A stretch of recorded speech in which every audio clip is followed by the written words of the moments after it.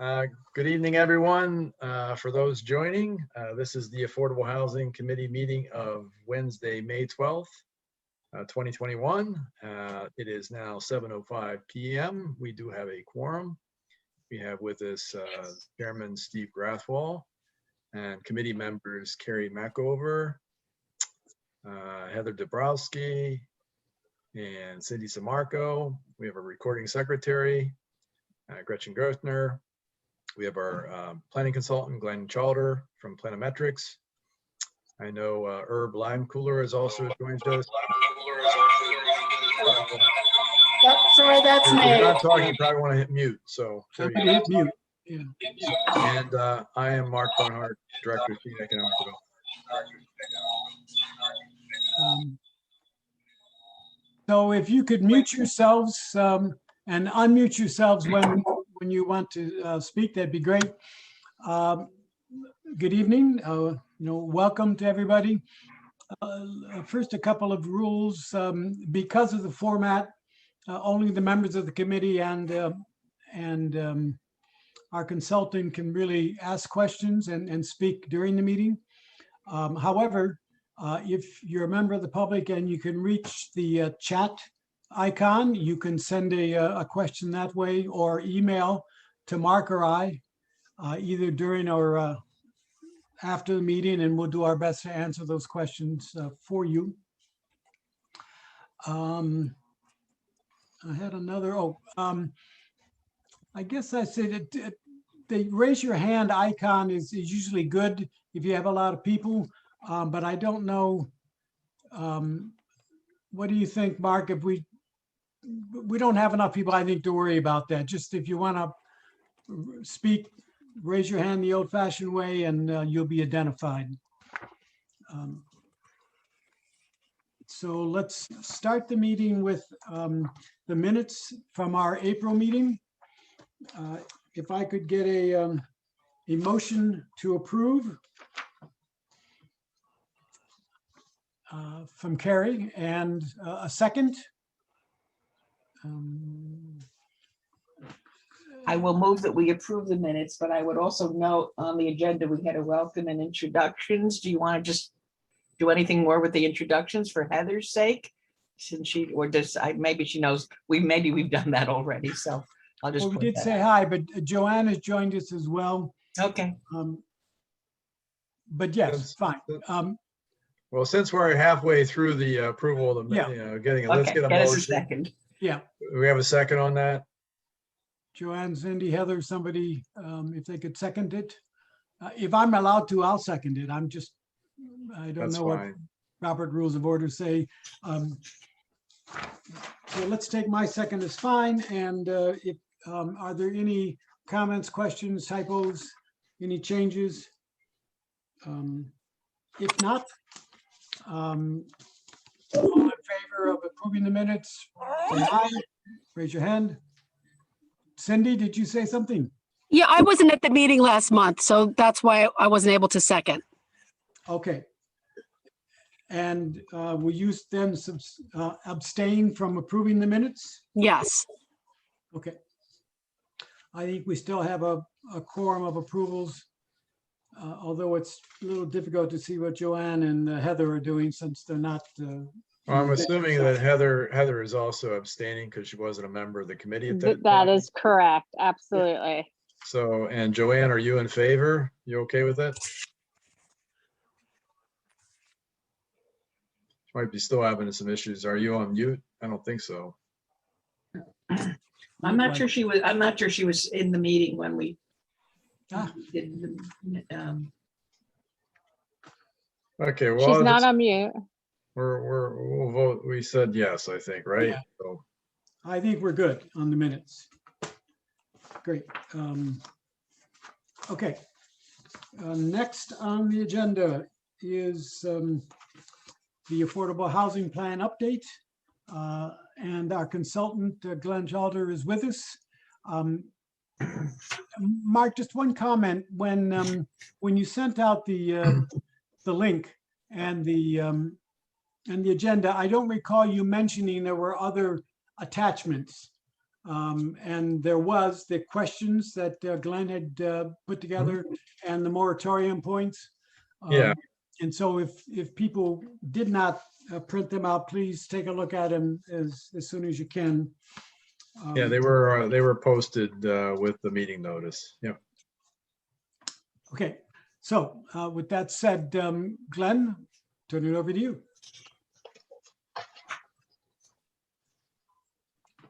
Thank And you. I was muted. I apologize. If it's helpful to people, I can share screen and bring up the survey instrument in a minute. Would that help? Yeah, Oh, I think that would be great. Thank you. Okay, I'm happy to do that. So just as an introduction, the two steps, since our last meeting, Mark has been working on getting the agreement and everything else completed. We have talked with the planning department to coordinate with their work on the plan of conservation and development, get their input to make sure that we're working in consistent directions. And so that was very helpful for us. I will be continuing working on preparing housing and other information for our meeting in June. And in the meantime, what I'm hoping to do tonight is to get approval from the committee to go ahead and initiate and deploy an online survey instrument. In a different non-COVID, non-pandemic time, we perhaps would have the opportunity to do a public meeting, but governor's executive order has been extended for another 2 months. And again, we're sort of in this transition period. And so I think a viable strategy for us is to think about an online survey over the next month or so, promote it as heavily as we can to get as many people as we can to participate, to get input and feedback on people's housing issues and concerns, and possible housing feedback on possible housing strategies that Stratford might consider. So if we're comfortable tonight, after we've been through the survey, modified the questions, I'm prepared to go into the field. If we're not ready and we want to kick that over to our next meeting, we can certainly do that as well.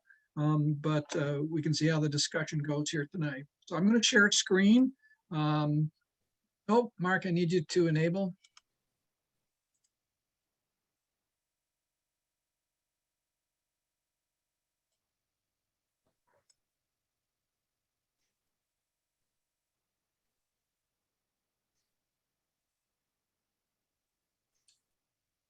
You did it last time, Mark. So- Yeah, I got it. There it is. Okay.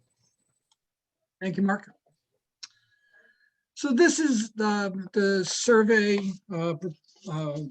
possible survey for consideration. And this will be set up and using the survey instrument, SurveyMonkey.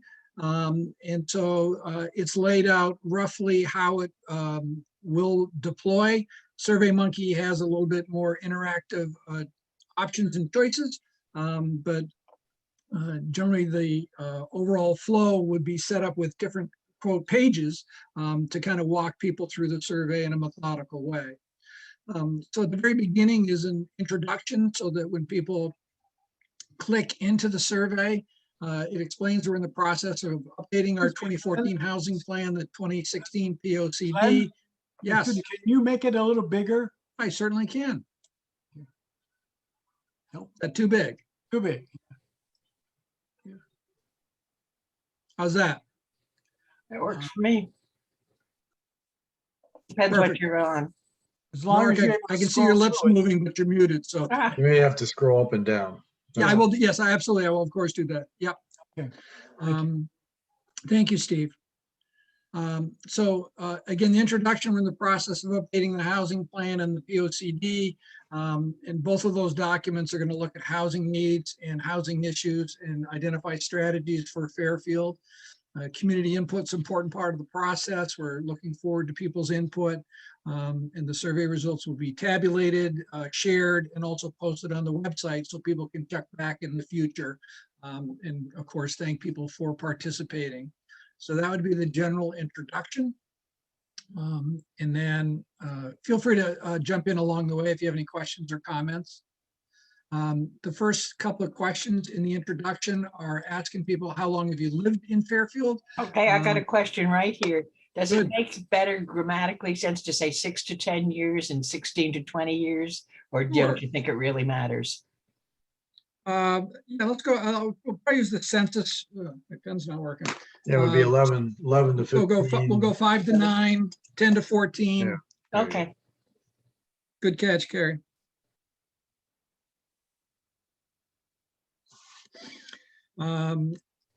We ask people if they own or rent their current residence. And we ask people to describe the general area where they live.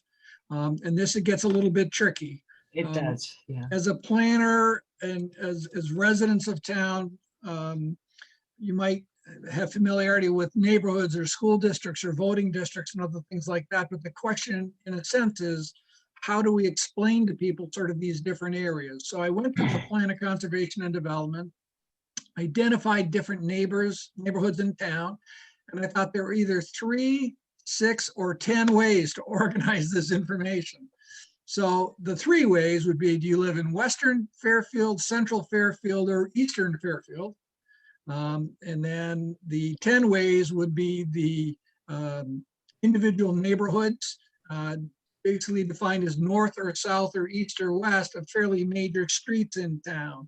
That's And essentially the planning districts. Yes. Yeah, and that's what was in the POCD. Mhm. And that was certainly my concern, that maybe people are gonna think about that more than central, eastern, western. As I've worked on these surveys in the past, I've not found on analyses that I've done significant differences between neighborhoods. But the survey results will be shared back with the town for posterity purposes. And so how can we make this information the most useful for people going forward? So what's your thought or desire about how detailed to get on this? We've got a catch all at the end is, I'm not sure, just tell us your street and we'll try to figure out, where we think that is. What are your Glenn, general thoughts on this? let me ask you, how are people going to answer the question? Let's say they live in Southport. Is there going to be a box to click or something? Correct, yes. Yeah. So the way the Survey Monkey would work on this is that whatever number of options we picked, it would be either the 3, east, central, and west. It could be 6, which is northeast, southeast, north central, south central, or it could be any of these, but there would be a box. You're only allowed to click 1. Well, if it's clear, I think you're gonna have to list all those neighborhoods anyway, so why not just go Yeah, out, and list the neighborhoods or the planning districts? Yep. Yeah, I agree with I mean, Mark I guess here. my question to the committee would be, is it useful to capture this information? Well, I Yeah. would say beach area instead of shore area. I think that would be, Yeah, people I would use like- generally considered the beach area. Mhm. right. I mean, it's just like a town term. I think it would be more And helpful. university area is generally what's agree. used for Yes. where I am. Yes. And you can put slash, I mean, which one, I don't even know which one it would fall under right now. Which I one think would be you- university your- area, Carrie? It's all around Fairfield University, east, north, south, and west, but within to Mill Plain and to, I don't know where it would go coming east. But I'm But certainly. I think with that. identifying it by neighborhoods that the town is accustomed to, like Stratfield area. Yeah, that's really how people think of it. I think Exactly. we It can is. keep these, keep the POCD terms, but Keep it just easy. add that. Yeah, no, keep it easy, keep it, because otherwise you're gonna lose people on Survey Monkey. And the thing about Survey Monkey is you gotta keep it short and to the point, otherwise people drop off really fast. We did this whole study Limited about it. attention You have span. like 2 minutes of attention on Survey Monkey and then they're gone. No, And that's a that's- great point. Do you want to, I tried to get this question up front because I thought it would sort of get people used to answering the questions. But if this one's going to be a challenge for people, it's not critical. Do you want to move this to the back?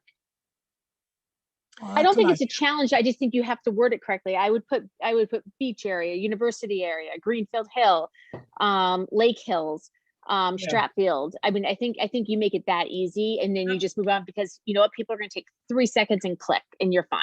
And they're really going to use the real estate terms and the ones they've been using. Yes. all along. Yep. Okay. Yeah, I mean, it's center between I-95 and Oldfield Road. I mean, would we just consider that Old Post Road? No, it's bigger than that. I mean, I I but think it's I think gotta what be he a means by that is Fairfield Downtown Center, and- downtown. Yeah. downtown. Yeah. Yeah. just say that then. Yep. Center, downtown. And I'm not sure Or what the let's planning see. department's doing on the POCD, so I tried to carry the districts that they've used in the past. Yeah, forward. which is important. I Yeah, think it could be. So I think I will add these additional terms in to make it clearer. Yeah, find what the real estate agents use, because that's really, you know. yeah, Carrie, I agree with you. Yeah, Joanne is on, right? She's our Joanne real- was having some computer problems. But Helene Daly is actually a real estate agent, and I know she's not on the line right now, but she's on vacation this week, but she actually can assist you with this. And I think we Yeah, lost if- Joanne. If I can make a suggestion, I know, Glenn, you thought, I think it would make more sense to do a revised copy and then finalize it. We don't have to necessarily wait for the next regularly scheduled meeting, but I think we need one more iteration of this. And it would be Yeah. good to get Lean's buy-in as well. Yep, and I think just for heads up for the committee, since we're meeting monthly, I figured that next month would be analysis of census data and other relevant information for us. In the meantime, the survey would be going on in the background, and then I would have time to tabulate. I'd like to have the survey open for about 4 weeks, but our next meeting is 8 weeks out. So as Mark points out, we do have time to shift this, to get it right, and then still have a long fielding period to give people a chance to participate. So I think that's a good idea. okay. Yeah, and Mark, I think you would be in a better position to like advise Glenn what areas of town, instead of waiting until next month when, other people are in the meeting, you could just let him know which areas. Well, again, what I would envision maybe is it would be helpful. SurveyMonkey also gives you the opportunity to do a test survey, Yep. so we can actually see it formatted as it would go out with these revisions, and we could all comment and tweak it before we finalize it and send it out. Yeah, that's So a we don't good have to idea. wait. We don't have to wait for a meeting. We can circulate that. But it would be good to get Helene's feedback as well. Absolutely. Perfect. All right, I'm about to click to page 2 at this point. Okay. So page 2 is we ask people about what we call their housing story. What people tend to do is sort of focus on the house that they're in today and not always think about the housing needs of others or the housing choices that they made in the past or they may make in the future. So this series of 3 questions is meant to ask people about where they've lived in the past, check all that apply. And again, it's meant to sort of help people realize that, from where they grew up or where they lived after college or in the military or other situations like that, to click these boxes and realize that at different times in their life, they needed or wanted different housing choices than perhaps they live in today. The next question is, which of the following housing types do you live in today? You only get to check one. So this is your principal residence or your principal residence in Fairfield. And people tend to migrate since most of the housing stock in Fairfield is single family detached. That'll probably be the predominant choice, and there will be selections elsewhere in here. And then we ask people for the third question in the series, where might they think they might live in the future? Again, check all that apply. And so I found in the past, we did this at part of the Fairfield plan in 2014, but you may recall we did it with dots at the Board of Ed office building. So this is an attempt the same way to ask the same set of questions because it's helped people visualize and understand a housing ladder, they call it sometimes, that people actually move up and move down and move over and so on. Any thoughts or questions? Yeah, you got to add the word might you live in, with the word you between might and live. Good for you, Carrie. Thank you. Carrie's eagle eye. Listen, this is. I did looked at this from- a couple times. I missed that completely. It's That's really Carrie. easy to miss. It's real easy to miss stuff. I do Carrie, it I'd all. like to tell you, I put one of these on every page just to try to see if you can catch them all, but that's not true. So the next section or the next question on the survey, specifically in the next 5 years, what do you see yourself doing? Are you planning on staying in place, or in fact, are you more imminently considering a housing choice? And then what type of housing choice might that be? Larger house, smaller house, a condominium or townhouse with services, apartment, senior living, et cetera. Again, to kind of open people's eyes up to the housing diversity that different people have. Is there a difference between what type of housing would you like to see yourself living in 5 years from now versus, what type of housing do you see yourself living in? Because people might like something, but they say, well, that doesn't exist and it's not going to happen. I'm going to get to some of that a little bit, but should that be worded somewhat differently, or do you think this is clear enough? I'd like to be kind of practical about it, Carrie. So my concern would be if you ask me what type of housing would I like to be living in 5 years, mega yachts not on the list here, but that might be something that, I might. Something out of state. Yeah. Okay. I was going to say the same thing, Carrie. Anywhere but here, we could add that in. No, so I think the idea would be to try to make it kind of practical in people's immediate lives. So Okay. 5 years goes quick. it does. It does. So I like Mark's suggestion about doing a test run or two on the survey so that we're comfortable with it before we deploy. So I've Okay. made a note here to take a look at this wording, and if I can come up with something else, I'm gonna try it out. All right. So then we build on these questions here and ask people for each of the housing types, these are similar, the same to what they've already responded to. Do you think Fairfield currently has too little, too much, or just about the right amount of such housing? And this helps people to think about whether or not their housing choices are available in the community, and changes their responses in terms of possible preferences or willingness to accept different types of housing in the future. So I'm not sure that the categories too little, too much, and just about right are perfect for this type of question. But I'm concerned if you say, which type of housing would you like to see more of in town? Then people might say, well, I don't like housing. I don't want more housing. I like Fairfield the way it is. And so Right. we're trying to ask the question in terms of too little, too much, or just about right to get a sense whether there might be interest or appetite Okay. in some of these other choices. A question for the committee. Do you think we should list senior housing and assisted living separately? I mean, Yeah. it all depends on who's answering the survey. I How mean, you if you're define it, yeah. someone who's, retirement age, they may be looking at, senior housing or assisted living, depending on what age level they're at. I mean, we don't know who's going to answer the survey, so I just think to I include hear that in there. I hear a lot of inquiries or requests for more senior housing, Mhm. but assisted housing is a different animal where you're providing a level of Service. support. So maybe we just say senior housing. No, Well- I would split it up. I would have both of them on separate lines. With a few words of definition. Yes, I wouldn't yes, define. because someone might not know what senior housing is as opposed to assisted living. I agree with that. It can be confusing. So with a phraseology like senior appropriate housing work?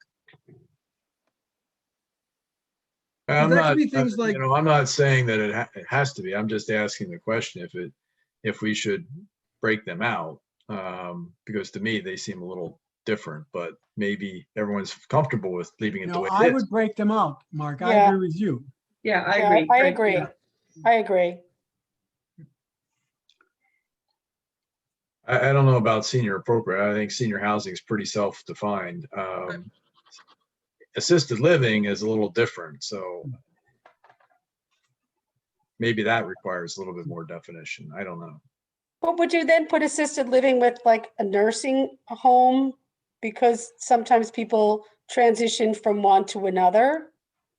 Well, I mean, again, if they need a level of care, I suppose, then they would say, and it doesn't exist, or Yeah, people are responding to that question. They can, using this matrix here, too little, just about right, too much. Maybe it's just about right, or, we have too much of it already. I don't know. All right, I made some notes here. And And Glenn, a question for you, Glenn. This Sure. is a similar question to what we had 6 years ago. well, yeah, it was more like 8 years ago. Yes. Yeah, so are you able to tell us, when it's all done, how this compares to the answers we got 8 years ago? Yeah, let me go back and look again at those questions. That's a good point, Steve. I mean, I think that some longitudinal symmetry would be interesting to note, whether or not there's been growing awareness of this issue and it's changed people's perceptions and attitudes. I think it might have been Cindy who pointed out the question, we don't really know who's going to respond. So the demographics may be a little bit different in the survey than we had before. But let's try to See, I get. thought you did that on purpose, Glenn. I What's thought that? that was the whole point, to do a longitudinal study. Well, I hadn't tried to pair up all the survey questions, so I'll take a look at that. Okay, Okay. The next panel of questions is asking people, what do you think Fairfield's greatest housing needs are?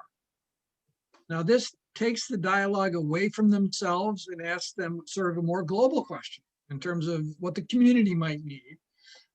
These responses here will be randomized. So in other words, if Mark takes it, they'll come up in a different order than for Carrie, that'll come up for a different order than Steve, et cetera. So in other words, there's going to be an implicit bias in the way the responses are sequenced.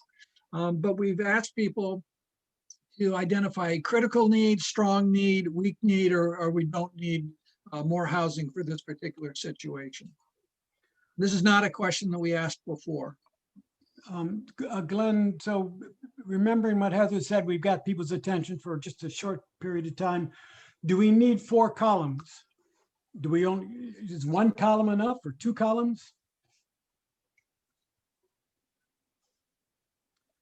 I think questions, banks of questions like this, the first question is always the toughest because you got to figure out the response choices. And then once you've got that under your belt, you can actually move through the remaining questions more quickly. So that's why a bank of questions like this is helpful. I'm not sure it's the columns that would take the time, it's the rows. Because it's like you're ranking, you're assessing it. I have a couple of issues with the use of the phrase low income. Yep. Is that's automatically going to serve as a kind of code word? Is there another way of wording that?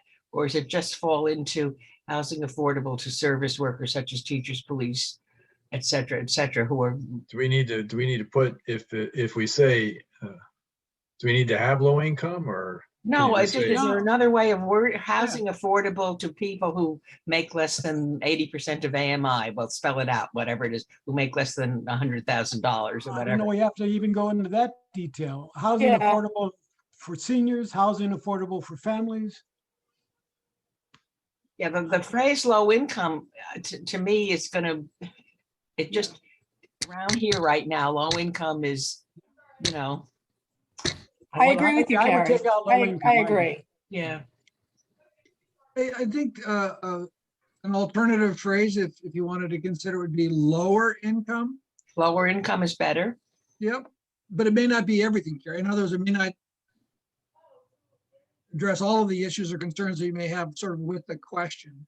Yeah, But I think the issue is, in some other surveys of this nature, which I've run and have seen, is that there's a difference response between lower income elderly versus lower income people and families. yeah, there probably is, yeah. And from a public policy perspective, it actually highlights one of the challenges we have, which is that people feel an affinity for housing for older people, but in fact, there's also a very strong need for younger people and families. Yeah, but are And- you picking that up through those rows so that you don't need to use row E? In other words, does A and F cover the territory there? I think I get where Glenn's going with this, so I think it does, it's distinctly different. But I do like if we're gonna use income, and I like lower income better. Yeah, I prefer that too. You know, another way to do this could be what you might call a ranking approach, which is, all right, so we have these 1, 2, 3, 4, 5, 6, 7, 8. We got 9 choices here. Put them in order so you can move them up and down. No, no. Anybody who went to the VAM site or who did anything complicated, they're just going to skip it. It's if you had 4 or 5, yeah, maybe I would rank it, but otherwise it's really difficult and people just throw up That's their a good point. hands. Yeah, have Okay. to keep it at a 5th grade level. Yeah, it can't go above a 5th grade level. That's the rule of advertising. Heather, is that you? Heather, is Yeah, that from- you? This I is was going for 8th absolutely grade. right. Yeah. So I also have an issue with, what about, I mean, it says low income elderly persons, but what about moderate income elderly persons who want to just downsize? I'm going to get to that in a minute. Oh, Well, I'm I sorry. thought that came under B. Yeah, that's D. Oh, older persons. Okay. No, I was Older looking, persons. B as in boy. Yeah. So again, the thought process, there's subtle differences between the responses, and the issue is that we get differences in the percentage points. And so if there is in fact a bias against lower income, it's going to come out in the way the percentages and the results come out. Yeah. And then I think that kind of gives us an answer that we've got a little bit more work to do to help people visualize and understand these kinds of issues. So I made a note here to myself, simplify ? And that could be whether we simplify the columns or the rows or both. Okay. Well, with regard to B, it's older persons and households. When you become an older person, I don't necessarily think you have a household of people anymore. I mean, you become an empty nester, and, maybe you want to downsize. So maybe we could reword D and B just to, I think Glenn, I guess,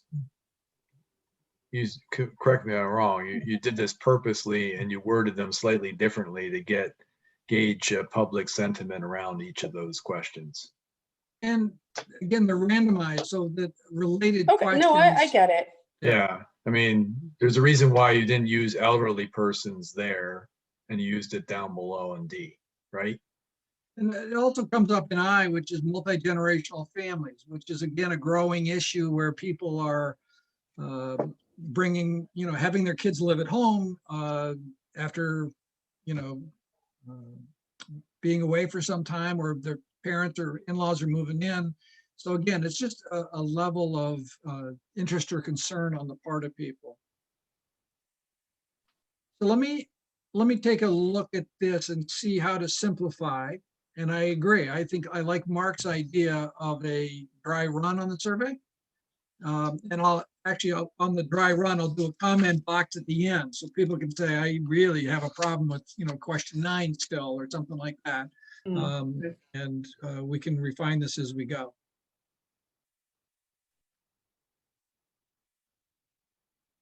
Great. Then we get into question number 10. Okay. It starts off with housing strategies for Fairfield. Now, this is a fairly long set of policy choices or options. When we did this in 2012 or 2014,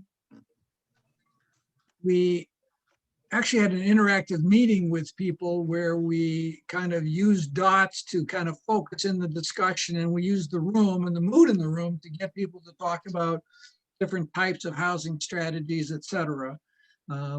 We may not get that same opportunity in the near term, but depending on how things unfold with the pandemic, et cetera, we're still hoping, I think, that we'll have an in-person meeting in the fall.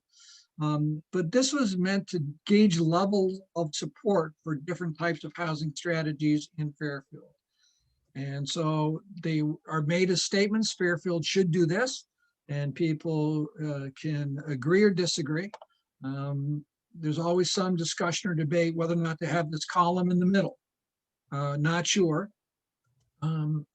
Sometimes people say get rid of that column because you force people to agree or disagree, strongly or not. And some people, just don't really feel strongly, so they actually might want to go to the middle. So my default position here was to suggest to you, we put the not sure category in and see how that splits up. If there are areas where people are not sure, it could be because they don't understand what we're trying to describe to them, in which case we can take that information and try to do a better job of explaining the strategy and why it's important, and use that as a way to get feedback from the community. I have a suggestion, which is from FSA, that we would like to focus a lot on what seniors want. And it was suggested that we add a possible strategy of a row that would say, Fairfield should seek various housing options for seniors who wish to downsize at varying income levels. And that's what Cindy was mentioning earlier. And Joanne has mentioned also in the past that there are people, as have I actually, there are people who would like to downsize.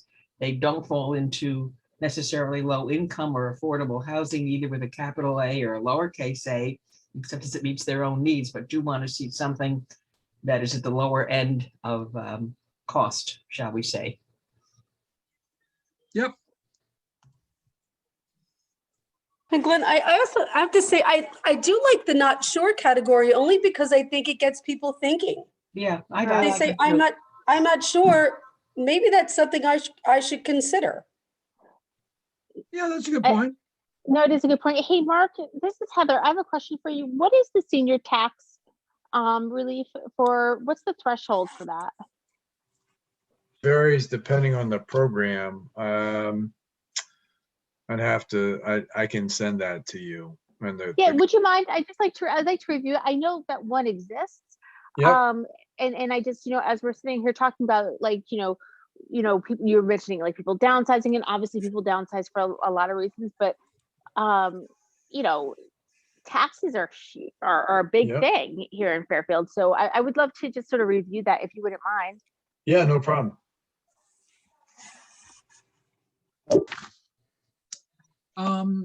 So it's difficult at this point in time to determine what housing strategies we're going to have going forward. But I think what we're trying to do here is paint a picture based on things we learned from the 2014 plan and what I've seen recently in terms of other types of surveys. If there's other things that you think make sense to include, we can certainly go ahead and do that. So it's not just the 5 questions on this page, but I'm about to jump to the next page now for a moment.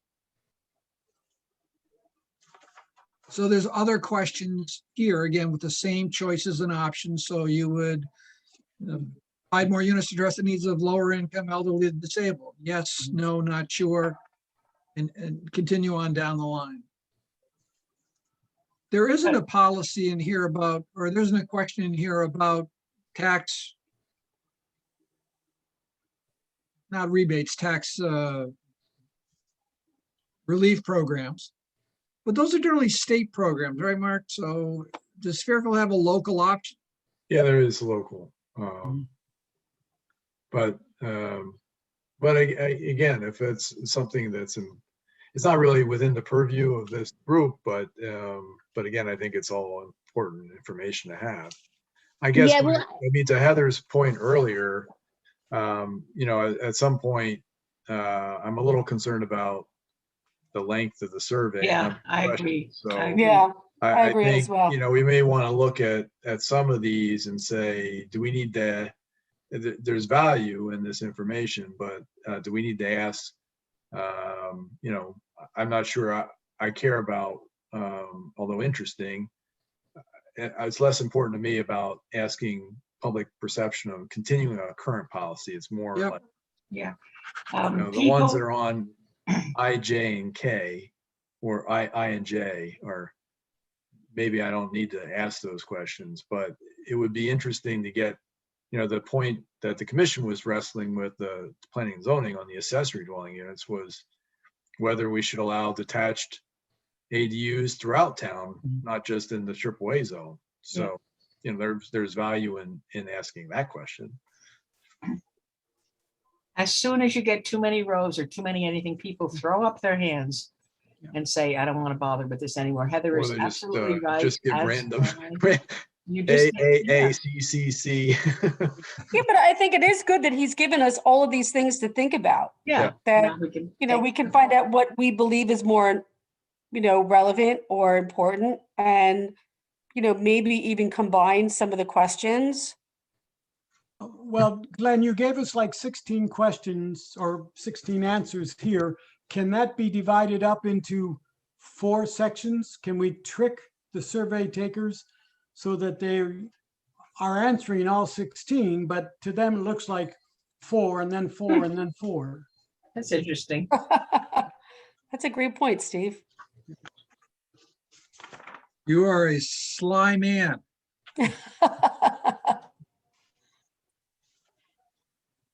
Let me look at that. I think that's an interesting idea because again, I think I use the page breakdown here to sort of explain to people that you're 20% of the way through, you're 30%, whatever, you're making progress, you're getting towards the end. One more page to go type stuff. Yeah. But I think this question could appear daunting on the screen, and we don't want that. So let me see if I can break it up into smaller topical groups, and that might help organize it better. Originally, I had them all grouped together in one question so that they would be randomized. And again, there would be no bias. But I think I can break them into smaller groups and randomize those groups, and I think we'll still be okay. You could even do up to 5 in one group. All right, here's another thought. Do we want to do something like, say, we will enter everybody who finishes the survey into a drawing to get a $100 gift certificate to the Fairfield Museum gift shop? And use I got one better. We could definitely do a gift certificate. We'll do the e-gift card. Yeah, something like that, That's just to good. give a little bit of 70 incentive. 70 plus businesses in town, so you can use it Yeah. in a lot of places. Do it, do it. So the only Yeah, like a challenge Chamber of Commerce gift certificate. Yep. Yeah, we'll do that. We've Okay, done that before. all right, great. So That helps. the only Glenn's the only problem is you have to put your name and the email address in it, so you. I understand. So the question is, it needs to be random. Let me think about how to do that, because the issue would be the survey results will come to me. So I get the IP addresses because I limit the IP addresses, generally speaking, to 1 per IP address. Yep. But there's no way to reverse engineer who that is. So I think you have to make it voluntary for people. Yeah, And say, hey, thank you so much for your participation.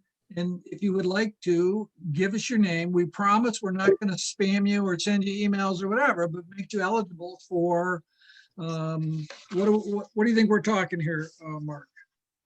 We can do $100. Wait, $100 for everyone who finishes? No. You get So a raffle. A raffle, into a okay. raffle. You have to, all we need is an email address. And Yeah, let You me can work say on if you that. choose to provide your email address, you will be eligible for $100 gift certificate. Yeah. And then you give them a choice whether or not they want to enter it or not. Yeah, they don't have to. Yep. Yep. We thank them just the Mhm. same. Yep. And I think that if people bail on the survey, so we'll put this down towards the end. If people bail on the survey, then Yeah, it has to be complete. Yeah. You have to complete the survey. But I'd put it at the no, start. I will say this, we've had very good luck with survey responses.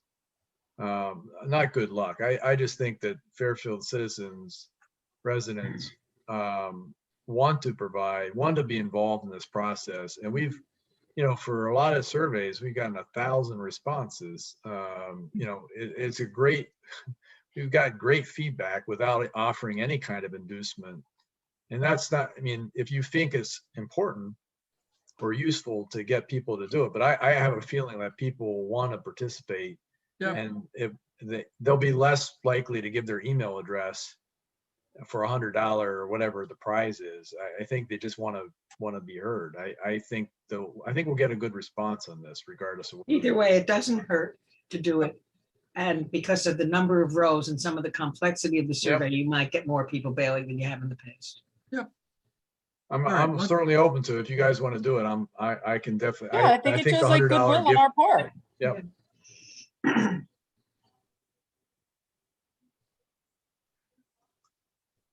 There's now an open-ended question here, which is that perhaps we may not have touched upon an issue which is near and dear to people's hearts. Are there concerns that they might have about new housing or changes in existing housing in Fairfield? This is an opportunity for them to weigh in on, I guess, in some of the responses I've seen in some other communities, it's, make sure that it looks good, or make sure that Absolutely. it's in an I area where completely agree. I think that this is an opportunity for people to share those sentiments. And I think there's often some truths that come out of that question. Yep. Mhm. At that point in time, we're now moving towards the wrap up. So we've hit them with the biggest questions, the policy choices, if you will, their housing experiences, et cetera. The wrap up questions are somewhat typical for a survey. What age group are you part of? Gender, ethnic, people living in the household, because again, that can make a difference depending on whether you're a single person or you have a larger household. The composition of that in terms of the number of people within the different age groups. And again, that can make a difference in terms of whether or not you have preschoolers or school children or kids in college age or so on. If it's sort of clear that the people are empty nesters, but they're not actually anymore because they have somebody who's 25 to 34 living with them, that sort of is another indication. And it may be interesting to see how that affects the survey results. What was that? What was that, Carrie? Just that will be very interesting because the Yeah, to COVID, that will be a telling point. You could And then the probably last separate question is- people.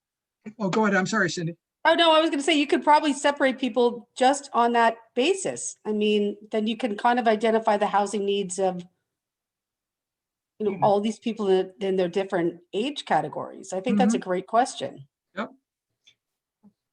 No, I got two comments. The word "how" is misspelled in that little text box up top. Mhm. I can't.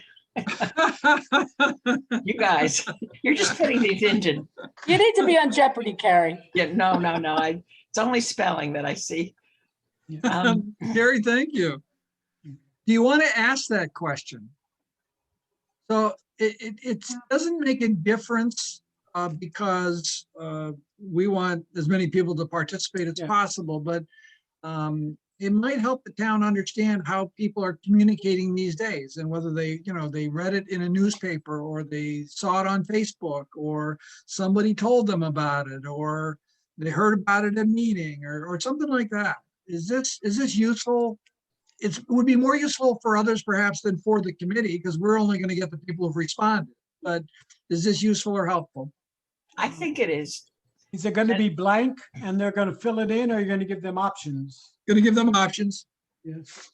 Yeah. I saw Facebook's been posting something very interesting online. It's about 44% is around that number of people expect to get public service announcements from government through Facebook. You just can't ignore Facebook, period. That's an interesting They already statistic. do. Thanks for that. Yeah, when I see it come up on Facebook again, I'll see if I can copy it and find more information on that.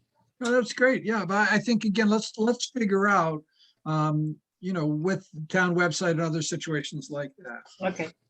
So, thank you very much. I will go ahead and make Wait, edits and modifications to this. I got a couple more. Oh, go. Thanks, One- Gary. And I Okay. do too, Glenn. Number 17, add more, including higher income brackets. Just it's really, I can't see number 17 because, I can see it here. Higher than All right. 150,000, I don't think that matters, does it?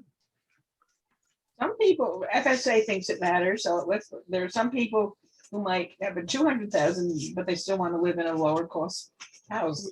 They're coming out of Greenfield and Southport. 150 or more per year. I would go one more row, maybe.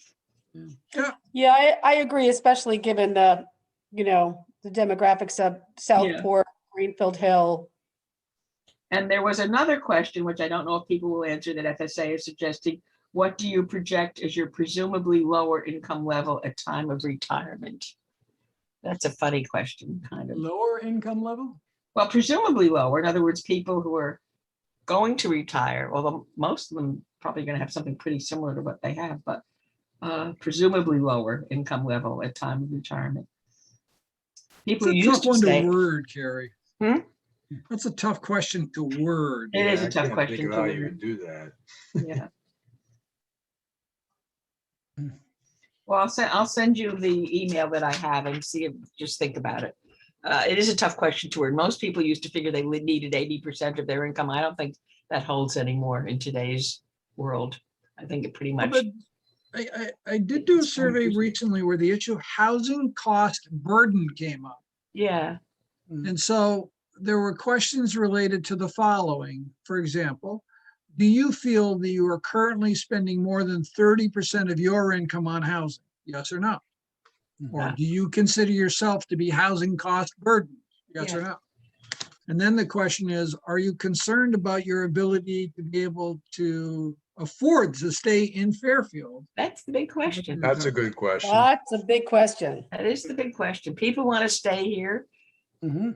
which I like both those questions, actually, Yeah. Glenn. I Got it. think that is a big question because that is the big issue. Mhm. That's why I was asking about the tax, because it's huge. Not just taxes these days, it's everything. Yeah, it's everything. Yeah. But, yeah. But then, people have the option to do what Sheila did. Pick up and move to Wallingford. They don't want to do that. True. Glenn, I've got a couple of questions that I'm reluctant to bring up because I have no way of wording them. The hot topic for the last few months and going forward for the next month is going to be the housing legislation, the zoning changes that are proposed. Is there any way to capture people's feelings about those? I don't know how we would explain it in little sound bites, but it would be fascinating to get their real opinions. That's all. Well, Steve, would it be possible to ask that question and then provide a link? Because there's a lot of people in town who are There's way too aware of many, what's going there's on. too many, Yeah. too many things out there right now. There really is. And it's gonna A lot of change in the next, misinformation. as we just talked about, the legislative session thankfully ends in less than a month. And brings up an I think we need to be focused on long-term solutions to our housing needs, not what's pending in Hartford. Well, and it brings up an interesting question. It's certainly affecting the environment we find ourselves in when we're trying to get answers to these questions. The dynamics are shifting. We could,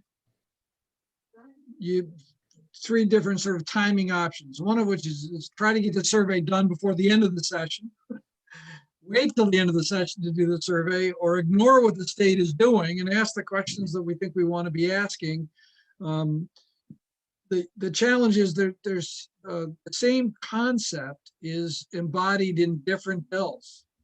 And the challenge we have with the legislature is, even with the amendment process on the floor, is that even if a bill dies or gets killed somewhere along the way, they can still come up with an amendment later. So there's so many permutations and combinations.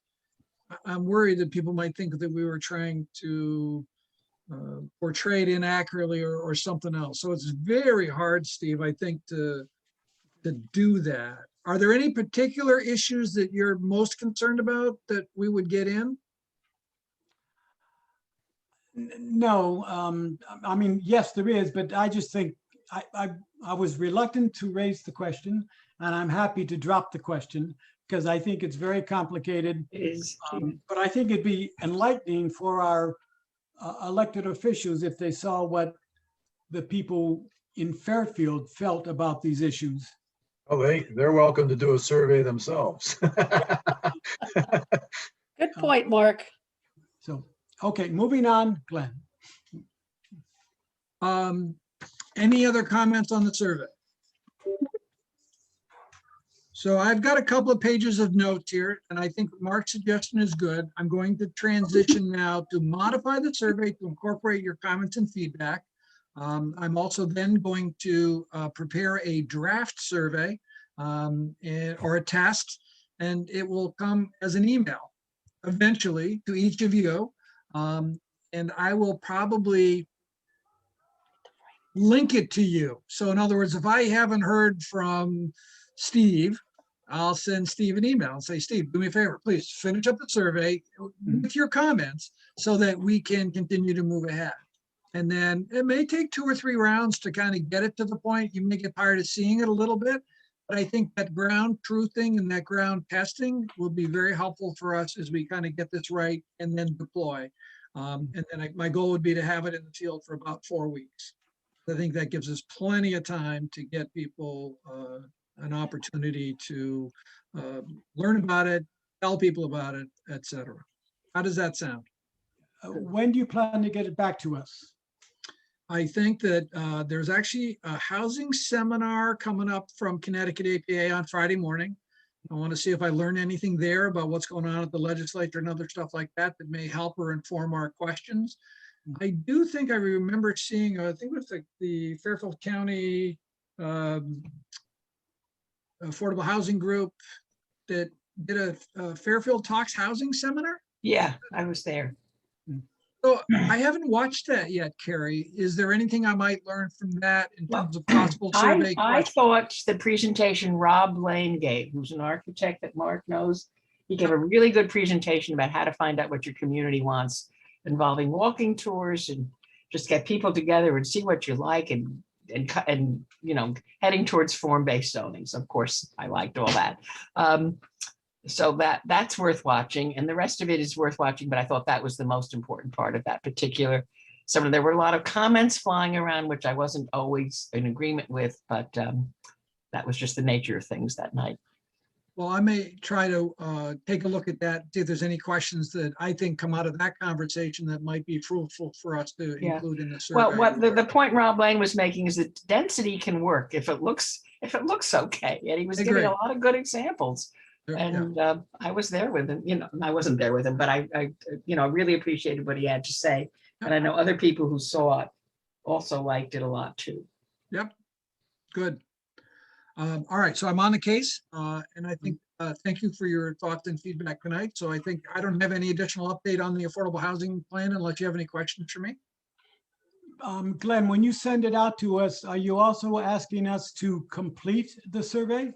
I will. I will not be tabulating the responses, but I think forcing you to actually go through the click process That's is good. the best way. When you come back to me and say, my finger hurts, then I'll know pretty clearly that it's too long. Or you say, you know, I got kind of hung up. What is the wording difference between this and that? There's really nothing like kind of an on the ground experience with that. So if you would, that'd be very helpful. Good. Okay, Thank you. thank you. Thanks, Glenn. Thanks. Okay, we can move on then. Okay. We're way over time, but it was very important to have a full discussion on the survey. So let's move on to Parkview Commons / Navy Housing / Quincy Street. Yeah, well, that was the most important part of tonight's meeting conversation. So thank you for spending the time. With regard to Parkview Commons, as you know, we are under contract to purchase 3 additional units to go with the unit we bought back in the fall at 350 Quincy. Those are all pending approval by the various town boards. I'm pleased to report that we have received unanimous support thus far from every board and commission that I've presented to, which at this point includes not only this body, but the Board of Selectmen, the Board of Finance, and the Town Planning and Zoning Commission. All have favorably acted upon it unanimously. So all that is left is the RTM, and I don't mean to diminish that, because that's obviously a big conversation, but I'll be presenting the proposal to them next Monday in committee, and then the following Monday to the full body for their final action. I am hopeful, and I've actually been in conversation with a few other homeowners, so I know this is a little bit of a, believe me, I know it's a bit of a process, but I didn't want to hold up the three other folks that we've been talking to for some time since the early part of this year.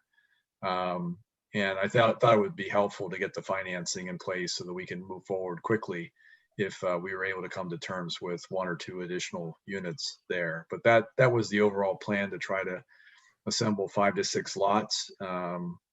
That would give us enough scale to do a first phase of redevelopment. I will be working to develop a RFQ, RFP, a request for qualifications and proposals for a developer, development partner to work with the town. It's not our intent to develop the site or do the construction or manage the construction process. So we'll be looking for somebody that's qualified to assist us in that regard. Also, that might bring additional equity or the ability to secure additional financing for the project. That would be important, as well as their prior experience and expertise in doing this type of thing. I believe that we'll have a pretty good response. And then we're not limited solely to nonprofit developers. We can certainly work with for-profit developers. The last time we did this, we had, I think, 4 or 5 respondents, which included a for-profit entity. So I'm hopeful that we'll get a similar response, especially since by that time we'll have site control, which is something we lacked the last time we did this project. So the idea is, again, what's pending is a $2 million authorization backed by the Housing Trust Fund. The Housing Trust Fund is paying the annual interest and other financing costs associated with the note. We can roll that note from year to year up to, I think, 4 years before we have to pay back the principal, or at least start making payments on the principal. So that gives us some flexibility. And the assurance that I provided to the town boards is, even in the worst case, if we're not able to secure financing or development partner, or the whole thing falls apart, we are forced to sell the existing lots as is, where is, unimproved, to the extent to which we're not able to recoup the price that we paid on the units. That's where the Housing Trust Fund may have to step in and cover that loss. I don't think that's going to be significant. I don't think that's a likely scenario, but we do need to recognize that that is a possibility if everything goes south on us. So I think it was helpful to have Cindy. I really appreciate you having a representative of this committee with me at the Affordable Housing Committee and Board of Finance presentations. That was most helpful. And Cindy did that and answered questions on your behalf. And I think that was terrific. And as I said, the results speak for themselves. So on to the RTM. I don't know, it would be helpful again if Steve or Cindy, if you are able, if you're able to join me on the 17th and 24th, that would be great. I will forward the information on the meeting notice. Well, Mark, if I could just add, first of all, thank you for all of your hard work. I want to let everyone know that both the board, selectmen and finance were very impressed with your presentation, Mark. And I don't think we could get to where we were without your help. So, thank you very much. Well, thank you. But you guys were, this is the game changer here, is the ability to self-finance this. If we didn't have a housing trust fund, this would be going nowhere. So kudos to you guys for setting up a housing trust fund, getting the Planning and Zoning Commission to create a inclusionary zoning fee, because that really was what shifted the whole conversation. There's a lot of support for doing affordable housing, especially ownership units here, and increasing the number of units. And I think the fact that the town controls the process and these units are deed restricted in perpetuity is very important to the town board. So I think it makes it easy for them to say yes, knowing that we have a housing trust fund dedicated for this purpose. Mark, a couple of questions. First, the interest on the $2 million note, annual interest is going to be 50,000, something like that? Not even. Okay, good. And Yeah, secondly, we can borrow for less than 2%. So if you Yeah. do $2 million at 2%, then it's 40,000. 40,000. And that 40,000 is much below the annual increase in funds we receive into the trust fund. Yep. Good. So it's not that you don't have any risk. There's no such thing as a risk-free proposal, especially when you're doing development. But we've done what we can to mitigate the risk prudently. Yep. And the design of the project will be controlled by the town or by the development entity? Well, it will be controlled by the town insofar as the fact that I went to planning and zoning doesn't provide site plan approval. It was acting in their capacity as a planning board under Connecticut General Statute 8-24. So we and/or our development partner will still need to make an application to planning and zoning for site plan approval. And that will include all the design elements. But I would expect the development agreement that we sign to give the town considerable control and influence over what the design of these units will look like. Yes. One last question. Is there any chance this might end up being a friendly 830G development? Yeah, I mean, that would make things easy in one respect, but I think more difficult in others.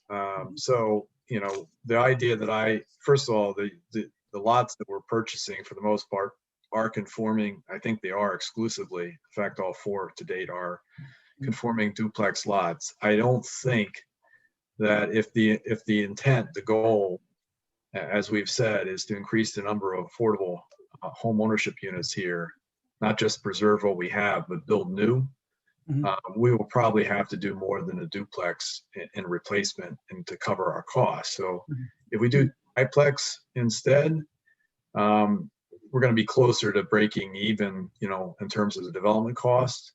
But, part of that will be that that's not exactly what zoning allows. You may recall, and I've talked to the planning and zoning about this before, but when we did the Greenfield Commons development, a 10-unit senior housing project on Greenfield Street in partnership with Mutual Housing, that was on a half-acre parcel of land.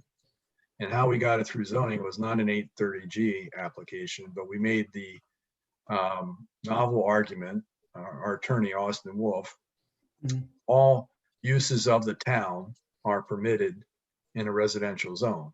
And this is the use of the town will own the underlying property. And so we can make that argument. I mean, Jim didn't necessarily say that was something he would wholeheartedly embrace, but it is one possibility. So I think the way I always look at this is if people want the project, we can figure out how to make the project work.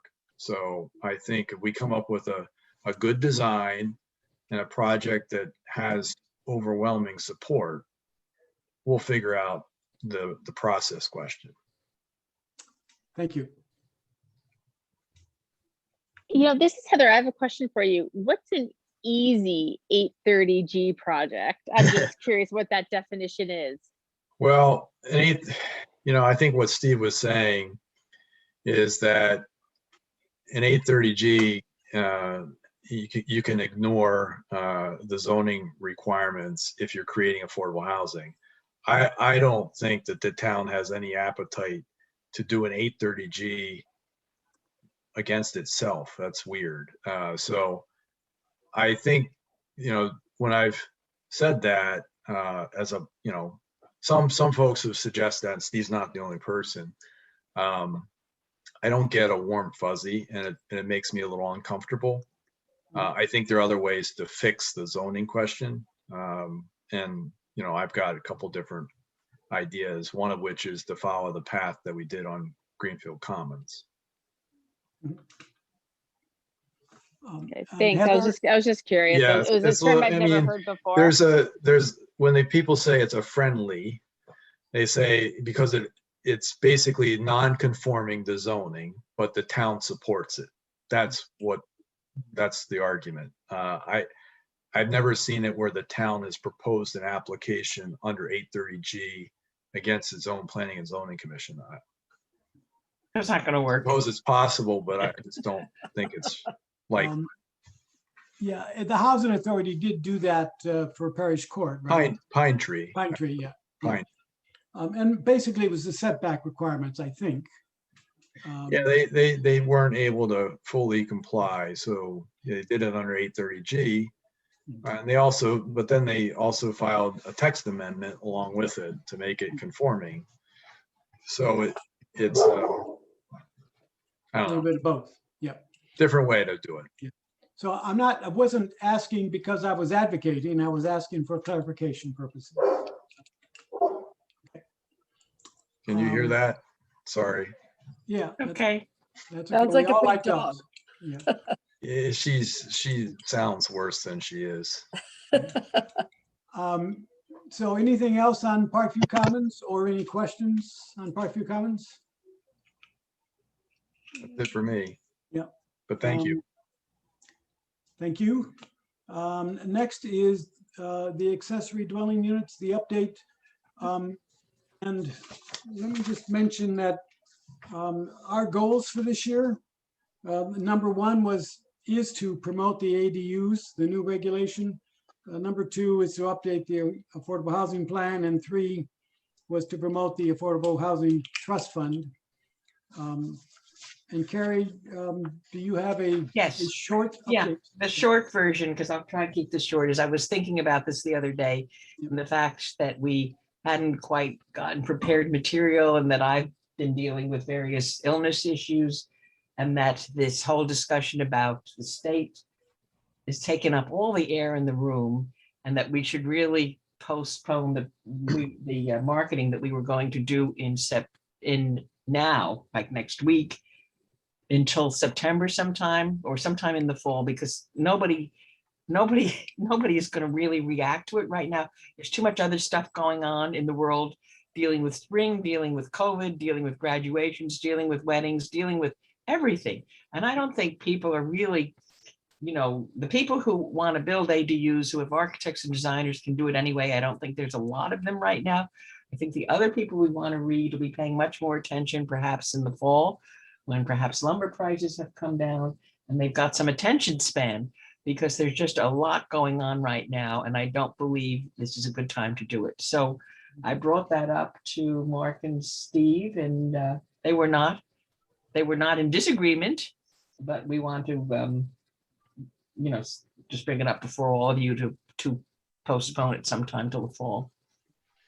I agree with you. I think there's a lot of stuff going on right now, Carrie. Yeah. And I think let's everything settle down before people just take, something else into consideration. What I had been seeing through town is every time I see something, I try to take a picture and send it to you. Maybe we can keep kind of a little, like a file of what it could look like. Like I saw this one great one on Sasko Hill. I was with my daughter. I said, stop the car. I need to take a picture of this. Yeah, I think I saw that too. There's so many different things that are possible. And if we have maybe when we do bring this, forward, that we can just show like, these are good examples. This is what it could be. It's not just this one, you're attached and this is how it looks. I mean, I think people react to photographs, or people react to a visual. Yeah, it'll give us more time to assemble some good material. Yeah. taken it, and I should be feeling a lot better by then too, so all of No, that. I mean, when I see something, I take a picture of it. So, Good. Okay, As a practical matter, I think it would be difficult from where we are today to put together a program and do the marketing around it yeah, it's the before people marketing. start leaving for summer vacation yeah, I or agree. hopefully whatever that might be. But Mhm. I think the fall would be more realistic based on where we are today. Yep. Can I make a motion to that effect? Do we need So a do we need motion? a motion or can we just keep working on it and just put it Yeah, into let's just keep fall? working on But it. We don't need a I think we motion. need to work on a I'm program. agree. Yeah. Yeah, We that's should fine. use these next couple of months wisely to develop a program. Yeah, and FSA is also developing some material that we, adapting it from material we had prepared earlier. Thank you, so- Herb. Yeah. so there'll be- Thank you, Herb. There'll be some good material. I've seen the first draft of it, and there will be some good material available. Okay, then moving on, the Affordable Housing Trust Fund. How much money do we have, Mark? Well, I didn't ask as of this week, but at the beginning of May, we had $670,675 in the account, which did not include the, obviously, we put out the 295 for 320 Quincy, or 350 Quincy Street. So our plan, if we're able to, is to recapitalize the fund with that and use the monies that have been appropriated, assuming the RTM agrees, and just pay the interest and carrying cost on all of the properties that we've acquired thus far and planned. So it'll get bigger. Yeah, it'll get us up close to $1 million, which Yeah. makes me even more eager to start spending. Yeah, I mean, Program or I something. went back and forth because it was a little difficult to explain to folks as to what our plan was, that we already laid out the money, but then we want the money back, but then we're going to take the money out to pay the interest and carrying costs. So, I mean, we could go either way on it. We have the flexibility now because the authorization allows us to do that, to recapitalize the fund, Mhm. but we may not want to or need to, depending on what other priorities are out there. So That we wasn't can my concern. My we can leave concern that. was, We can leave what are we that for gonna do another. with the money? We can We've leave got a that for whole another. bunch of money. We need to do something. Well, if Mark's got 3 other properties on Quincy Street or 3 people that may be interested, maybe that's where the money could go. Well, a portion of it will, but, Yeah. So, yeah. I mean, maybe we, I'm sure that as things get cooking here, we'll be able to figure out other ways to use these funds for affordable housing. okay. Okay. The one other thing I want to mention with regard to the affordable housing plan, I shared with Glenn, but I didn't share, I don't think, with the committee yet. But I did ask the regional planning agency, MetroCog, if they could develop a storybook website for us for our affordable housing plan update. And they said that they could, and they've framed out one, and I'll send you the link. It doesn't have any content on it. It just has a nice header image and a couple of tabs that we can then use to fill in, that talks about, what is affordable housing, gives us information about the plan and where we are in the planning process and how people can get involved. So I think it does give us the framework, and all we need to do is now develop the content around it. But I will share the link so you guys can take a look at it and react to it. I think it's a really good tool for us to make sure that we keep people informed as to what we're doing in this arena Okay, outside of the town's website, which is not always easy to but navigate. I saw $60,000 to redo the website in the budget. Yeah, but that'll take a while. So I I think know it's a it'll lot will. easier for us to stand up this Right. little Yeah. website in the meantime. Moratorium points. You did get the report, which I updated as of May. There really hasn't been a lot of change. The Planning and Zoning Commission did approve the set aside development on the former plant factory site. I'm not sure if anyone has filed an appeal yet on that, but that just moved it into a proposed to approve column. It doesn't really change any of the points associated with it. So the only two projects, we've got two projects under construction at 78 Umpqua and also at 528 Black Rock Turnpike. Not moving gangbusters, and neither one or both will be enough to eclipse the threshold, but others are potentially in the pipeline. Mhm. So that's where we're at. I just want to add that there's 40 different development projects on your list, and 18 of them are 830G developments in Yeah, various some stages of. of them may be pipe dreams, but until they're, you drive a stake through them, I don't, I'm keeping them on the list. So I don't know if there's another community in the entire state that has even 5 or 6 I 830G. think we're, a lot of them thankfully are small, but Yeah. we've had a lot of set aside developments under 830G. I think you're probably right, Steve, based on your research.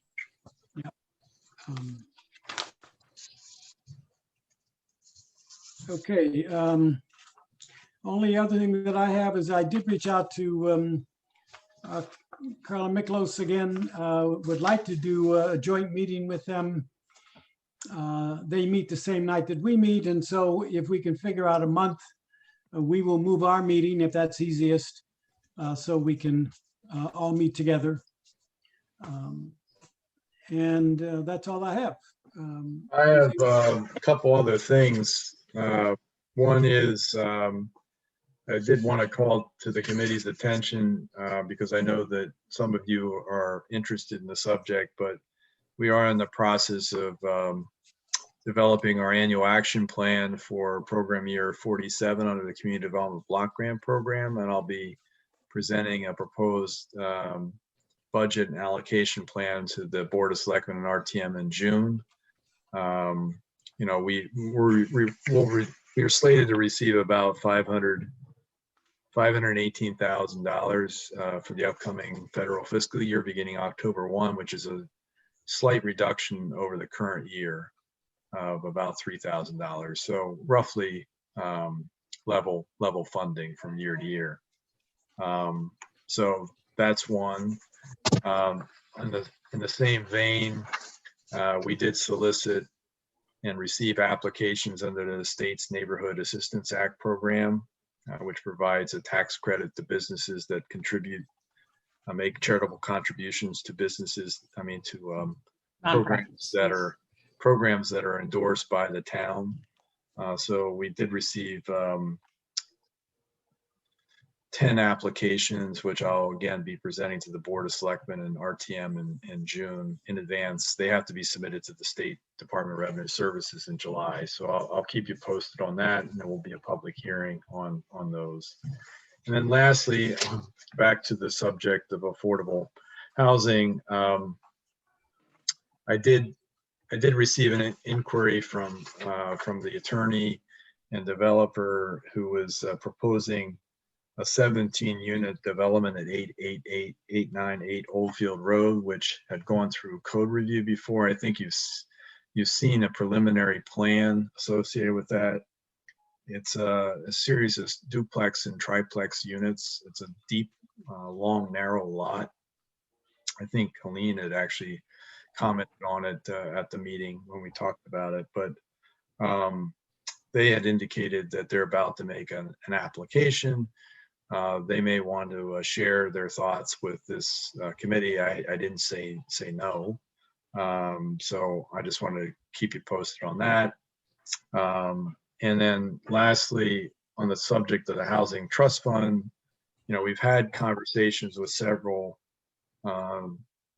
owners or developers of property about the potential of using housing trust funds for some kind of a conversion of a second floor office to residential units, or maybe the purchase and rehab of existing two or three family unit in town.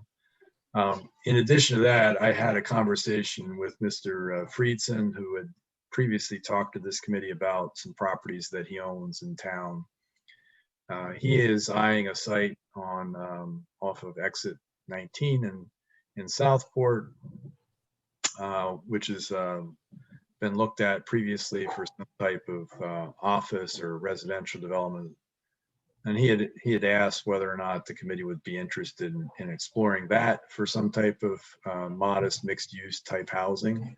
And again, I've indicated that, you know, we're open to any suggestions, but we'll need some more details. So I just wanted to mention that there are folks who are knowledgeable about the Housing Trust Fund and looking for ways in which we might be able to participate and help meet our housing needs. But they're not quite at the point at which we can bring them forward for a formal review. A couple of comments, Mark.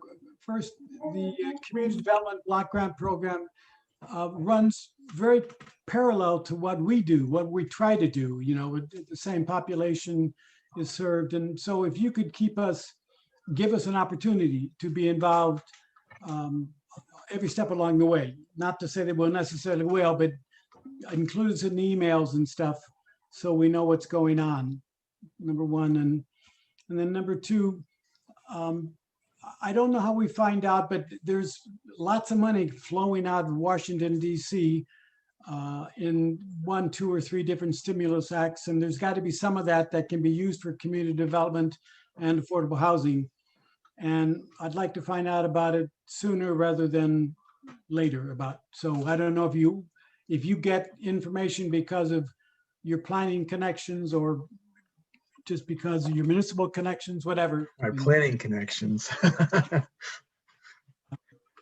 I get to play a planner once in a while. I stayed at a Holiday Inn. Whichever. So if you can find out, let us know. That'd be great. Okay. Anybody else? Heather, Cindy, Carrie, Joanne, any other comments, No. questions?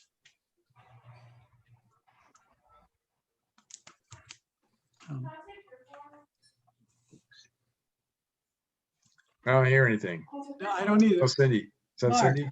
Oh, Oh, Joanne. yeah, no, my daughter's talking to me and All right. Joanne had a question. I'm sorry. Have we thought any more about incentives for people to build the ADUs? We have not. Thank you for bringing that back up. I think one of the issues that has not been resolved, and it's really a legal question, is whether or not, and I think it matters to the boards, Board of Finance, RTM, Board of Selectmen, as to whether or not we get housing unit equivalency points for a moratorium. And the way I read the statute, and I'm not an attorney, so I could see an interpretation where you can get those points if you have deed restricted the unit for 10 or more. Well, that's what we said the last time. Right. I mean, But, 40's outrageous. Other folks, including the State Department of Housing, say it's no, it has to be 40 years in order to get the moratorium points. But That's crazy. it's never been resolved. Nobody's going to do that with their homes. No, I agree with you. But I can tell you, I think it would be a lot different conversation if you could present it to the Board of Selectmen and RTM and say, hey, give a tax credit or give $1,000 a year bonus to somebody and we get the points for a moratorium, because that would be awesome. You think we can do up a presentation to them? I think we have to see what answer they that think? question, or at least have some legal underpinnings for it. I think that's Right. the issue. I've asked the town attorney. I can understand a certain reticence to go on record on this, but Right. I've got about 5 or 6 other things that are pending No, before the town attorney. I could call up to the state and see what their answer is on that. Don't ask the Department of Housing. I know what their answer is. No. If you can find somebody else that No. has a different opinion, that'd be great. I have a few connections up at the state level, and I could probably find out somewhat. Like the AG's what can office, be that'd be expected. awesome. If you get the Attorney General to say, no, Mark's right. 10 years. Yeah, Well, could we get Tony or Kristen, Jennifer, one of those guys to? I've mentioned this to all, and I just think that they're preoccupied with other stuff right now, I think. But maybe in well, the, there's a couple of people that are involved in housing up there that I know, not from Fairfield. I say go for it, Joanne. Yeah. If you can I get don't mind doing clarification it. on It's this, just my thought is that maybe we want to look into that because we want, I mean, the ADUs are the way to go now. Mhm. You know what I mean? Yeah, regardless of whether we can, I mean, If it's they a give good- me it's a 10, I'll good put thing one up here. anyway. I just think if we can kill two birds with one stone, it's even better, right? Yeah. If they give me 10 years, I'll build one here. Yeah. But I'm leaving here in 5 years, so don't worry about it. Anyway, and there was another question I had too. You're gonna I answer that sent survey you- question? Yeah. Yeah, did we get a copy of that survey draft? You should have, but I I think you didn't. can wait. You can wait for the revised one now. Yeah. Well, I didn't even get to look at it Oh, because I okay. Well, that's a couldn't get problem. on the computer. Mhm. So I was just curious as to what Yeah, it says. And It's in your attachments to the agenda. it's not even on there. I looked, I just went through my whole thing. I I'll can't send find it to you, Joanne. I'll Thank send you. But there will be And one more you'll thing, get a Mark. revised one, so. Do we have any opposition to having a Facebook page that could link to the website when it's up? It's really a storybook, so it doesn't provide a lot of, Well, but it would provide information as to what affordable housing is and that type of So, thing. and right? one way to do it I is just don't through, think I'm gonna have, No. I can't maintain a Facebook Yeah, page. that's way too hard to manage. I mean, Joanne. Yeah, if I you know, put- I manage one. Joanne, Joanne, if you put it on the Preserve Fairfield Facebook page as a file or a link that you keep pinned to the top, it'll stay there Right. for as long as you want it. And I would do it that And way. it's a lot of work because I maintain 4 sites on Facebook. Yeah, it is a lot of work. It Yeah. is. about that Full-time 10-year, or Joanne, I mean, maybe what would be the best scenario is that if you say it's a 40-year deed restriction, but upon the resale of the house, it restarts. Now So, that's a good idea. because that's a then really somebody good could sell it idea. in 5 years and they go, okay, I want to have this as an ADU. Let's restart. I don't know the how business." you can bind a successor in title. I don't think you can. I don't think you can, but if you, Oh, you can, if it's deed restricted, you can. but if it's deed restricted to only the prior owner. They don't have to keep an accessory dwelling unit. You gotta have to give them an out. No, I mean, they could say, okay, well, I'm selling the house. It's no longer an accessory dwelling unit. So, the deed restriction ends. I mean, Well- something like that would be probably ideal. And then, Not Yeah. to rehash, but Trumbull did that. I believe they did a 10-year restriction as well, but they also gave people an early out provision. I don't think the state DOH accepted that, but they Did granted it anyway? they granted a provisional moratorium and the clock ran out before the AG ruled on it. So they got the benefit of a moratorium yeah. without the state actually rendering. I like Cindy's idea. Well, it would be Okay. great to have a I think test you case, have to but do by the that, time it whether got it's to a the, 10-year or 40-year. I think you have to give somebody, and the benefits cease at that time too. Right. But I think you have to give people an out. Yeah, but if we Yeah. could get these done and get our moratorium, it's already there. They're not going to take it away.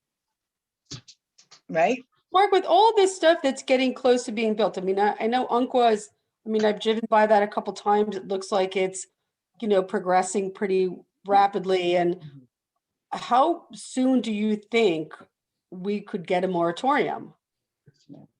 Well, I still think we're a year away, honestly.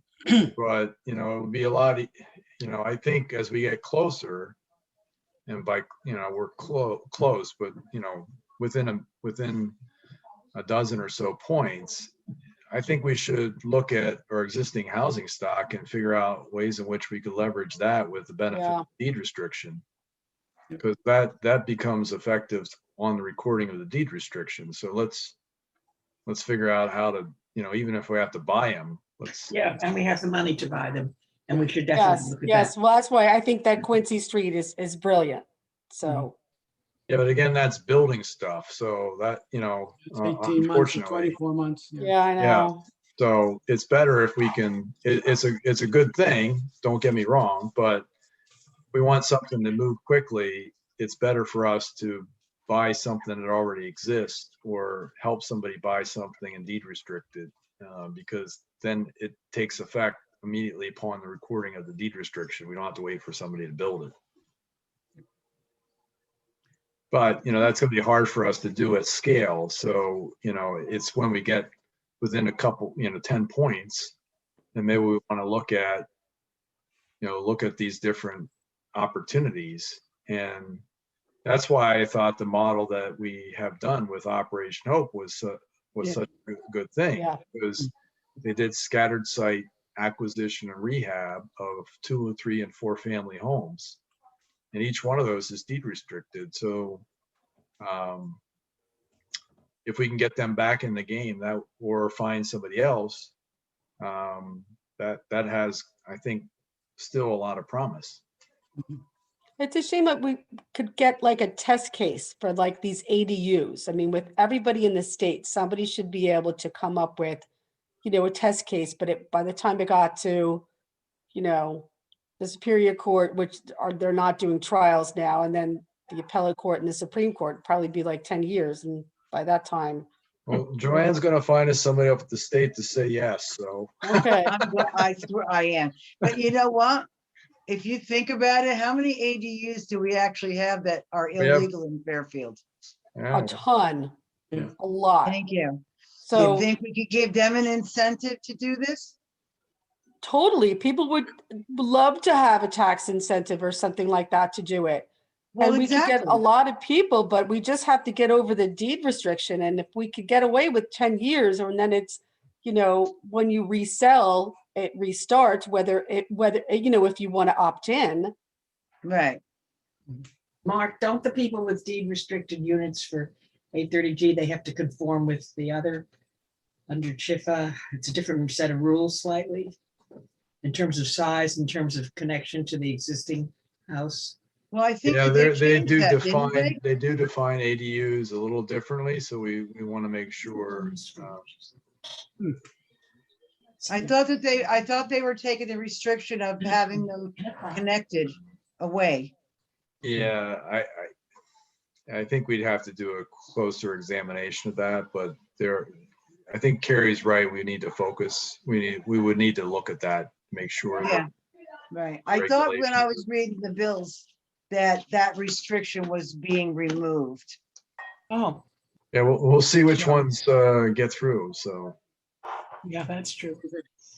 Never Okay. know. Okay, Good. I will do some digging. Joanne's on the case. We like it. Okay, good luck, Joanne. Let us know what you find. I will. All right, guys. Thank you. Thank have a you. good night. Thanks, Steve. Thank you, everybody. See you in June. Yeah, and look Motion to forward to that adjourn. email from Glenn with the survey. Okay, yeah, right. All right. All right, Motion thank to you All all. right, great. Thank Okay, thanks, you. Bye-bye, everyone. We are Bye. adjourned Thanks, at everyone. Bye-bye. 8:45. Thank you. Bye.